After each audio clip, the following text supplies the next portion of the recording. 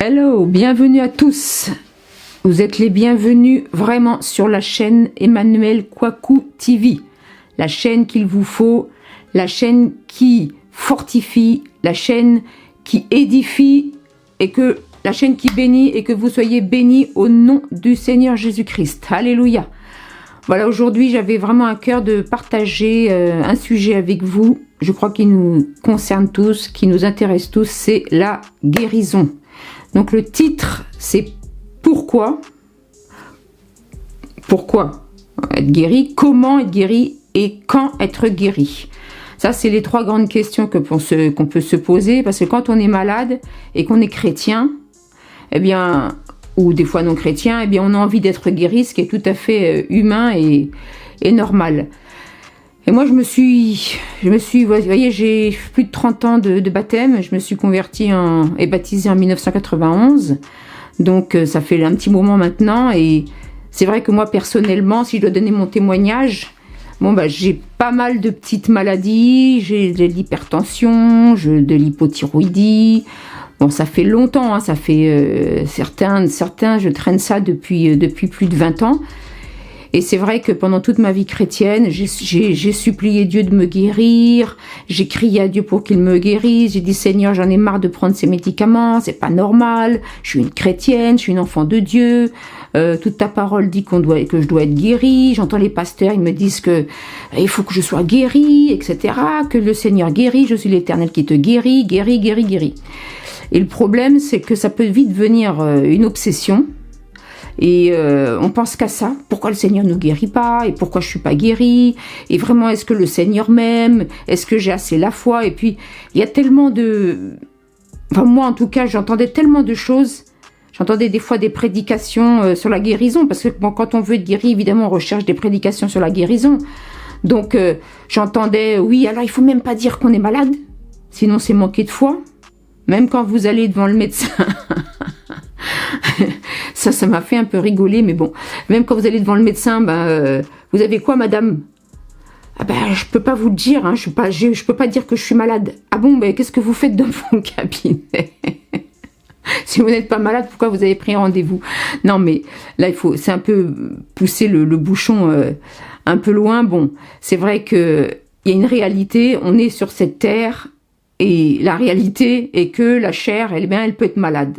L'homme intérieur, l'esprit intérieur n'est pas malade, mais la chair, là, notre cœur peut être malade, on peut avoir des maladies de cœur, on peut avoir des cancers, on peut avoir des maladies aussi du cerveau, il y a des gens qui peuvent tomber en dépression, il y a des gens qui peuvent avoir de l'anxiété, il y a des gens qui peuvent avoir de l'angoisse, il y a aussi des maladies psychiques qu'on a du mal dans notre milieu chrétien évangélique, et en plus pentecôtiste, parce que si on vous dit, mais quoi, mais tu es en dépression, mais c'est pas normal, tu es chrétien, tu as la foi, mais comment se fait-il, la joie de l'Éternel est ma force, et tout ça, comment se fait-il que tu es en dépression?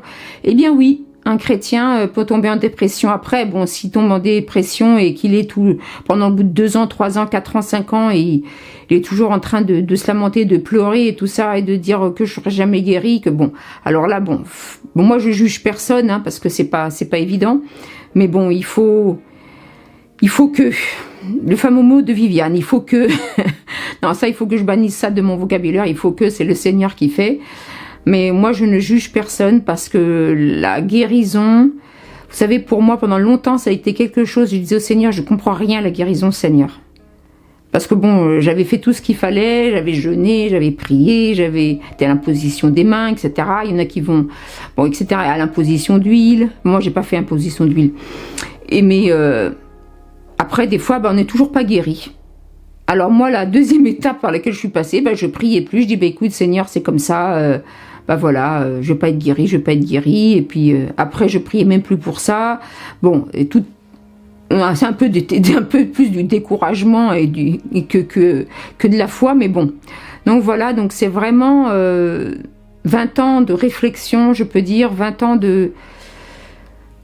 pas de questionnement à Dieu, mais 20 ans de réflexion, 20 ans de recherche, 20 ans de méditation sur ce sujet.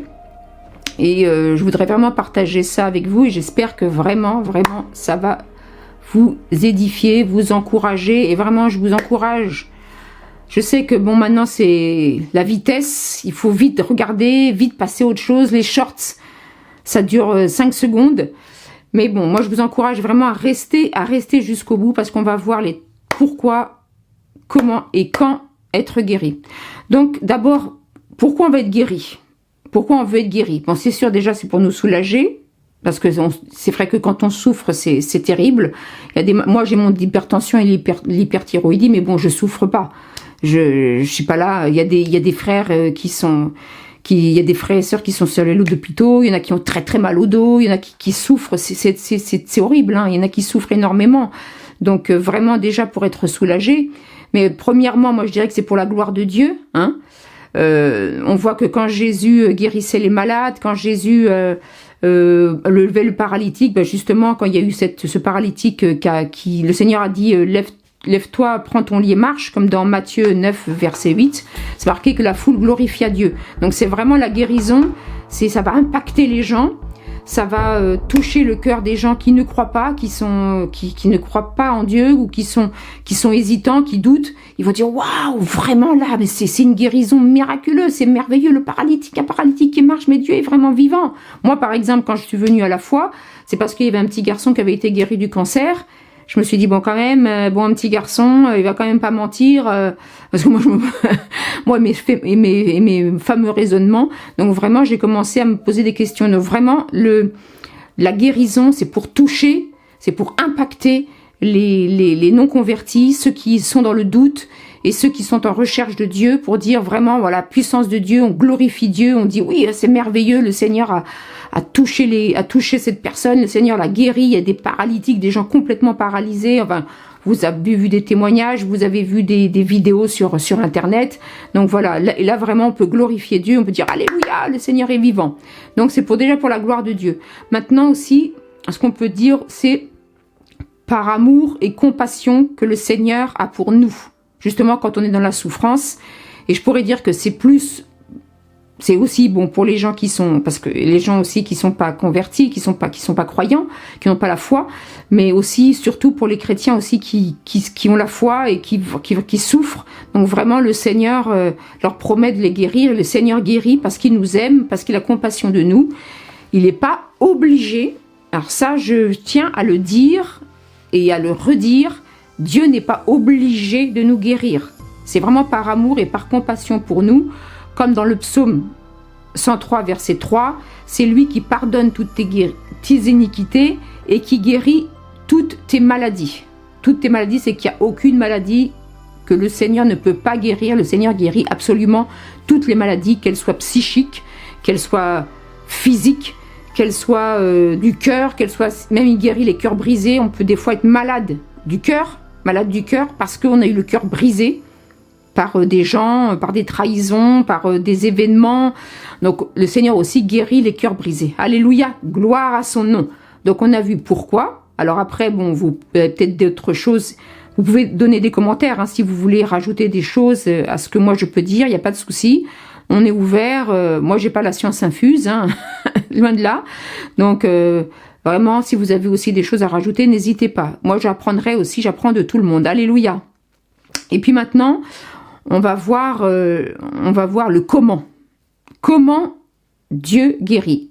Alors moi, j'ai relevé plusieurs petites choses. Après, vous pouvez aussi en avoir d'autres. Hein. Moi, d'abord, très important, par la foi en l'œuvre de Jésus-Christ. On va 1 Pierre 2,24, bon, je pense que vous le connaissez, c'est par les meurtrissures de Christ que nous avons été guéris, ou Pierre dit que vous avez été guéris, mais nous le prenons pour nous, et nous disons que nous avons été guéris. Alléluia, gloire à Jésus, car il a pris nos maladies à la croix, que son nom soit béni. Il a pris nos souffrances et nos maladies à la croix, alléluia. Mais c'est par la foi. Alors moi, voilà, pour moi, si quelqu'un n'a pas la foi en Jésus, il peut pas être guéri. On peut pas dire voilà, je vais prier, viens devant. Est-ce que tu crois en Jésus? Non. Est-ce que tu crois que Jésus peut te guérir? Non. Est-ce que tu crois que Dieu est grand? Non. Écoute, la porte est là-bas, hein, passe ton chemin. Excuse-moi, mais si tu crois pas en Jésus, si tu crois pas que Dieu peut te guérir, si tu rejettes Dieu, pourquoi le Seigneur va manifester sa gloire? Vraiment, bon, Dieu peut vraiment faire grâce, mais d'une façon générale, il faut avoir déjà la base one, number one, c'est avoir la foi en Jésus et la foi que le Seigneur peut te guérir. Alléluia. Et aussi, et après, je pense aussi que ça, c'est aussi pour les chrétiens qui demandent à être guéris, parce qu'il y a des chrétiens qui demandent à être guéris depuis longtemps. Mais mon frère, ma sœur, tu as pas pardonné à quelqu'un. Tu as dans ton cœur du ressentiment. Tu ne pardonnes pas à ton mari. Depuis des années, tu ne pardonnes pas à ton père. Je sais pas moi, peut-être qu'il t'a fait des choses, ou il t'a menti, t'a trahi, moi j'en sais rien, ou tu pardonnes pas à ta mère, ou tu pardonnes pas à ton collègue, ou t'as de la rancune dans ton cœur, de l'amertume dans ton cœur contre quelqu'un. Le Seigneur, je vais te dire clair et net, tu peux prier, tu peux jeûner, tu peux faire 24 jours, tu peux faire sans boire, sans manger, sans tout ce que tu veux. Dieu ne te guérira pas. Va te réconcilier, va demander pardon, ou si tu peux pas demander pardon à la personne parce qu'elle est loin, ou moi j'en sais rien, mais au moins pardonne dans ton cœur. Et si vraiment, Seigneur, tu dis, Seigneur, je pardonne à cette personne, je veux pardonner, aide-moi à pardonner, Seigneur, le Seigneur va t'aider. Alléluia. Donc le pardon. Troisième point, donc on a vu la foi, le pardon. Troisième point, la confession et l'abandon des péchés. Ça, on le voit dans Jacques, malheureusement, j'ai pas noté... Bon, j'ai pas noté la référence, c'est Jacques 5, je crois. Tic. Attendez. Bon, bah, de toute façon, vous le chercherez, c'est dans Jacques 4 ou Jacques chapitre 5. Bon, ça, je pense qu'on le connaît. Ou sinon, vous avez la concordance dans Top Bible, hein, dans le portable. Donc, c'est marqué qu'il faut vraiment prier, confesser vos péchés, prier les uns pour les autres, confesser vos péchés, prier afin que vous soyez guéris. Donc mon frère et ma sœur, si tu as des péchés dans ta vie, si tu es dans la désobéissance par rapport à Dieu, les péchés, c'est pas forcément des péchés sexuels, hein, parce qu'on péché, on voit fornication, adultère, non, c'est pas forcément ça. Quand on voit dans Ésaïe 56, quand Dieu dit à son peuple, oui, vous raquettez l'orphelin, vous volez la veuve, vous êtes méchants les uns envers les autres, vous n'avez pas de pitié, vous n'avez pas de compassion, voilà, c'est des choses aussi, vous critiquez vous détestez, vous haïssez, ça c'est des péchés aussi, des péchés que Dieu n'aime pas, des péchés que le Seigneur a horreur, et vraiment les disputes entre frères et tout ça, ça va pas, humilier quelqu'un, être vraiment dans la critique, dans la moquerie, non, le Seigneur n'aime pas ça, et je vais te dire tout de suite aussi, là, c'est même pas la peine de commencer à prier pour être guéri ou des choses comme ça. Arrête ça tout de suite, tous ces péchés-là, toutes ces méchancetés, toutes ces mesquineries, hein, il faut arrêter ça, hein, et le Seigneur vraiment te fera grâce, le Seigneur te fera grâce et le Seigneur te guérira. Si c'est dans sa volonté, on va voir après la suite, s'il faut toujours ne pas oublier, Dieu est souverain dans sa décision. Alléluia. Il faut aussi avoir compassion des pauvres. Oh, je vois que 7 minutes, je vais accélérer. Il faut avoir aussi compassion des pauvres. Donc, c'est dans le psaume 41, c'est marqué, l'Éternel te soutient dans ton lit de douleur et te soulage dans toutes tes maladies. Mais si vous venez au début du verset, il est écrit qu'il faut aussi s'intéresser, heureux celui qui s'intéresse aux pauvres, etc., etc. Si tu détournes ton regard des pauvres, même de tes frères et sœurs qui sont pauvres, on pense aux frères et sœurs qui sont persécutés dans le monde, hein, qui sont dans des situations très difficiles. Il faut les aider. Il y a des associations. Comme Porte Ouverte, il y a des associations qui permettent d'aider les chrétiens. Il y a aussi l'association de Joyce Meyer qui permet d'aider les chrétiens dans le monde. Il y a plein d'associations où, mon frère, ma sœur, tu peux donner à tes frères et sœurs qui sont dans le besoin. Il faut pas détourner ton regard du pauvre. Même si tu vois quelqu'un dans la rue, tu peux lui donner. Mais en priorité, la Bible dit qu'il faut d'abord en priorité aider ses frères et sœurs. Donc il y a des frères et sœurs dans le monde, plein de frères et sœurs dans le monde qui n'ont pas cette grâce que nous avons, qui sont dans la misère, qui sont dans la pauvreté, qui n'ont des fois, qui sont chassés de leur maison, qui sont persécutés. Il faut les aider. Si tu fermes ton cœur, tu ne seras pas guéri. Tu ne seras pas guéri si tu fermes ton cœur, si tu es un cœur dur, tu ne seras pas guéri. Allez, amen. Je vais pas dire alléluia, mais amen. Et alléluia aussi. Et voilà. Et ça aussi, faut, après toutes ces choses, c'est pas la grâce de Dieu, tu as réussi à faire tout ça, mais bon, le Seigneur va t'aider. Le Seigneur est souverain. Il fait comme il veut. Il fait comme il veut. C'est pas à nous de décider comment le Seigneur va faire.